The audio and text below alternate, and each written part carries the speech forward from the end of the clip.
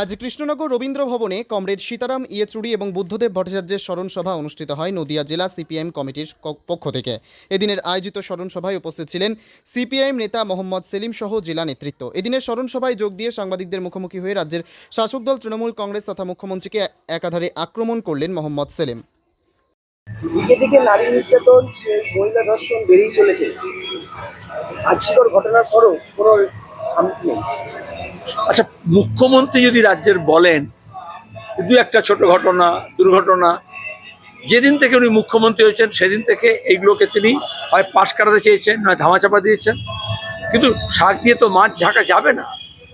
আর অপরাধীরা মনে করছে কোনো দরকার নেই, সাইয়া ভাই কোতোয়াল ডার কালীঘাটে বসে আছেন, উনি নবান্নে বসে আছেন, কোনো অপরাধেরই যথাযথ তদন্ত হবে না, ঠিকমতো পোস্টমর্টম হবে না, ঠিকমতো রিপোর্ট হবে না, ঠিকমতো প্রসিকিউশন হবে না, কেউ শাস্তি পাবে না।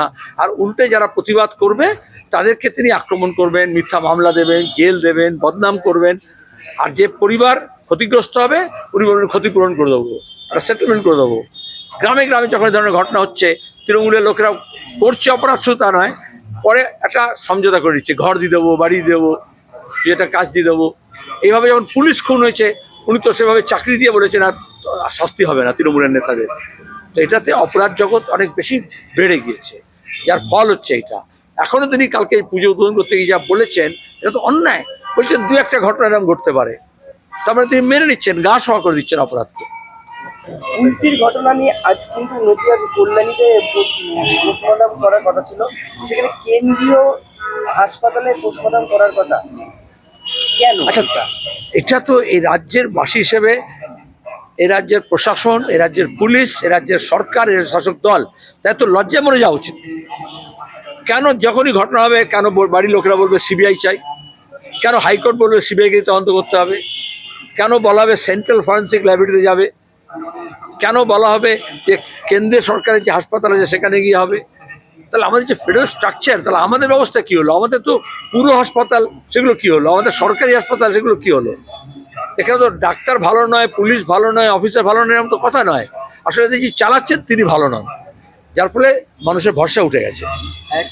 আজ কল্যাণীতে যেখানে মর্গে পোস্টমর্টম চলছে, সেখানে বিজেপি প্রতিনিধি তারাও বিক্ষোভ স্লোগানে জড়িয়েছেন এবং আপনাদের দল বিক্ষোভ স্লোগানে জড়াতে দেখেন। এটা বিক্ষোভ স্লোগান না, এটাকে বলে পাহারাদার, চৌকিদার। দেশের চৌকিদার ফেল করেছে, বিজেপি এখানে কি বলবে? যখন জম্মুতে যখন আসিবা কাণ্ড হলো, বিজেপি তখন বললো না হিন্দু মুসলমান দেখে যে তারা অপরাধী পক্ষে থাকবে। যখন হাতরাসে হলো তখন জাতপাত দেখে বললো যে না, এটা ঠাকুর করেছে, সুতরাং তপশিলি জাতির বিরুদ্ধে, সুতরাং আমরা তপশিলি জাতির বিরুদ্ধে, সুতরাং আমরা ধর্ষণের পক্ষে। বিলকিস বানুকে যারা ধর্ষণ করলো তাদেরকে মুক্ত করে দিয়ে মালা পড়ালো বিজেপি। তো বিজেপি স্লোগান আর বামপন্থী স্লোগান তো এক হবে না। যার ফলে কুস্তিগিরা যখন রাস্তায় ধারে বসেছিল মলেস্টেশনের বিরুদ্ধে, তখন বিজেপিরা খিল্লি করছিল, এখন যেরকম তৃণমূল খিল্লি করছে। সুতরাং বিজেপির এ ব্যাপারে বলার কিছু নেই। তারা রাম রহিম বাবাকে জেল থেকে মুক্ত করে নিয়ে এসে হরিয়ানা নির্বাচনী প্রচার লাগিয়েছেন, দরকারে পশ্চিমবঙ্গ লাগাবেন যত ধর্ষকদেরকে নিয়ে এসে।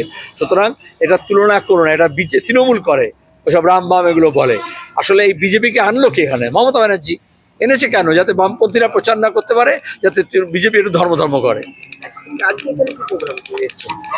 আমরা গোটা রাজ্যে জুড়ে এখন জেলায় জেলায়, একদিকে যেমন আরজিকর কাণ্ড নিয়ে, ধর্ষণ নিয়ে কাণ্ড, এইসব আন্দোলন সংগ্রাম চলছে মানুষের, তেমনি পাশাপাশি আমাদের বুদ্ধদেব ভট্টাচার্য এবং সীতারাম ইয়েচুরির মৃত্যুর পরে আমরা কেন্দ্রীয়ভাবে দিল্লিতে করেছি, কলকাতায় করেছি, কিন্তু এখন জেলায় জেলায় তাদের স্মরণ সভা হচ্ছে।